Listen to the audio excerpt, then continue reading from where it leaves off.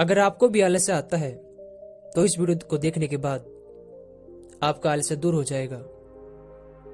एक बार आलस्य से परेशान एक व्यक्ति गौतम बुद्ध के पास आता है और कहता है, बुद्ध, मेरे अंदर आलस्य है। मैं इस आलस्य की वजह से अपने जीवन में वो सब कुछ नहीं कर पा रहा जो मैं करना चाहता हूं। इस आलस्य ने मुझे बहुत परेशान कर रखा है। इसकी वजह से मैं अपने जीवन में उन्नति नहीं कर पा रहा हूं। कृपया आप मुझे इस आलस्य से छुटकारा दिलाने का कोई तरीका बताएं। यह सुनकर बुद्ध मुस्कुराते हैं और उस आलसी व्यक्ति से कहते हैं, तुम्हें कैसे पता कि तुम्हारे अंदर आलस्य है? उस आलसी व्यक्ति ने कहा, बुद्ध, केवल मैं ही नहीं, मेरा पूरा परिवार भी कहता है कि मैं एक आलसी व्यक्ति हूं। बुद्ध ने कहा, क्या तुम मुझे इसका कोई सबूत दे सकते हो कि तुम एक आलसी व्यक्ति हो? उस आलसी व्यक्ति ने कहा, जी बुद्ध, मैं सबूत दे सकता हूं। बुद्ध ने कहा, तो फिर बताओ। उस आलसी व्यक्ति ने कहा, मैं ये तो जानता हूं कि सुबह उठना मेरे स्वास्थ्य और मेरे मन दोनों के लिए लाभकारी है, लेकिन मेरा आलस्य मुझे सुबह जल्दी उठने ही नहीं देता। बुद्ध ने कहा, परंतु क्या तुम्हें पता है कि आलस्य होता क्या है? उस आलसी व्यक्ति ने कहा, बुद्ध, मुझे ये तो नहीं पता कि आलस्य होता क्या है, लेकिन ये जो भी कुछ है बहुत बुरा है। बुद्ध ने कहा, आलस्य एक मानसिक अवस्था है, एक भाव है, एक विचार है, जिसे जाने अनजाने में हम इंसान खुद ही अपने अंदर पैदा करते हैं। आलसी व्यक्ति ने कहा, परंतु वो कैसे बुद्ध? बुद्ध ने कहा, पहले तो तुम ये समझो कि हमारे भीतर आलस्य दो कारणों से पैदा होता है। पहला कारण शारीरिक और दूसरा कारण मानसिक। शारीरिक आलस्य का पहला कारण है भोजन। जब हम कोई भोजन ग्रहण करते हैं जिसमें खुद कोई जीवन नहीं होता, तो ये भोजन हमारे शरीर के लिए घोष बन जाता है और फिर ये हमारे शरीर के अंदर आलस्य पैदा करता है, क्योंकि हमारा शरीर भोजन से मिलने वाली ऊर्जा के सहारे चलता है और फिर हम इसे जैसा भोजन देते हैं वैसी ऊर्जा हमारे शरीर में उत्पन्न होती है। इसलिए तुम आलस्य से बचना चाहते हो तो आसानी से पचने वाले और प्राकृतिक भोजन का सेवन करना शुरू कर दो। दूसरा कारण है गलत तरीके से सोना, उठना और चलना। बुद्ध ने आश्रम के भिक्षुओं की तरफ इशारा करते हुए उस आलसी व्यक्ति ने कहा, अगर तुम ध्यान से देखो, तुम्हें आश्रम के इन भिक्षुओं के चलने, बैठने और लेटने के तरीकों में एक विशेष प्रकार का संतुलन नजर आएगा।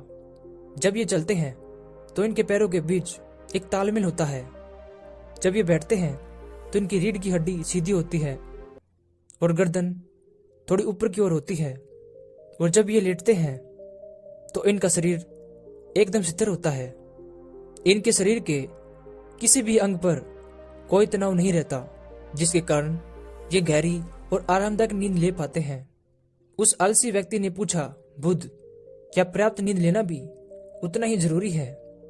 बुद्ध ने कहा, ना कम और ना ही ज्यादा। हमेशा ही पर्याप्त मात्रा में नींद लेना हमारे लिए लाभकारी होता है। अगर तुम आज रात पर्याप्त नींद नहीं लेते हो तो तुम्हारा कल का दिन थकान और आलस्य भरा होगा। इसलिए पर्याप्त नींद भी उतनी ही जरूरी है। आलसी व्यक्ति ने कहा, हाँ बुद्ध, ये तो मैंने भी महसूस किया है। बुद्ध ने कहा, शरीर पर आलस्य का तीसरा कारण है सुबह जल्दी ना उठना। यह सुनकर उस आलसी व्यक्ति ने कहा, हाँ बुद्ध, मैं तो सुबह जल्दी उठ ही नहीं पाता। बुद्ध ने कहा, तुम सुबह जल्दी तभी उठोगे जब तुम जल्दी सोओगे। बुद्ध ने आश्रम के भिक्षुओं की तरफ इशारा करते हुए कहा, इन भिक्षुओं को देखो, इन्होंने अपने रात्रि के सोने का एक समय निश्चित किया है और यही कारण है कि ये जल्दी उठ पाते हैं। हर एक भिक्षु को इसका पालन करना पड़ता है और यही अनुशासन इनके जीवन में अनुशासन लाता है। कुछ लोग अनुशासन को बंधन समझते हैं। उन्हें लगता है कि अनुशासन उन्हें बांधता है, लेकिन सच तो ये है कि अनुशासन उन्हें बांधता नहीं है बल्कि स्वतंत्र करता है। इसलिए अगर तुम शारीरिक स्तर पर आलस्य से छुटकारा पाना चाहते हो तो खुद को अनुशासन में डालो। लेकिन बुद्ध शुरुआत कहाँ से करे? सही तरीके का भोजन करने से या सुबह जल्दी उठने से? बुद्ध ने कहा, शुरुआत अभी से करो। जो भी तुम इस समय कर रहे हो उसे पूरे ध्यान से करो। पहले तुम मन के स्तर पर आलस्य को समझो। बुद्ध ने कहा, मन के स्तर पर आलस्य का पहला कारण है हमारी पुरानी गलत धारणाएं। जब हम किसी काम को काबिल नहीं समझते तो हमारे भीतर आलस्य पैदा होता है। अगर हमारे मन ने यह विश्वास कर लिया कि पिछली बार की तरह इस बार भी मैं इस काम में असफल ही होऊंगा, तो उस काम को करने में हमें आलस्य आएगा। जबकि हम खुद को ये नहीं समझा पाते कि पिछली बार और इस बार में बहुत फर्क है। अब हम मानसिक तौर पर वो नहीं है जो पहले थे। हमने पिछली हार से बहुत कुछ सीखा है। इसलिए मानसिक आलस्य से बचने के लिए सबसे पहले खुद पर विश्वास करना सीखो। मानसिक आलस्य का दूसरा कारण है छोटी सोच वाले और आलसी व्यक्ति के साथ रहना। कई बार ऐसा होता है कि हम खुद आलसी नहीं होते, लेकिन कुछ आलसी और कुछ कामचोर लोगों के साथ रहते रहते हम खुद भी आलसी और कामचोर बन जाते हैं। यह सुन उस आलसी व्यक्ति ने कहा, हाँ बुद्ध, ये तो मैंने भी महसूस किया है। बुद्ध ने कहा, तो सबसे पहले आलसी और कामचोर लोगों की संगति से दूरी बना लो। बुद्ध ने आगे कहा, मानसिक आलस्य का तीसरा कारण है काम को टालने की आदत।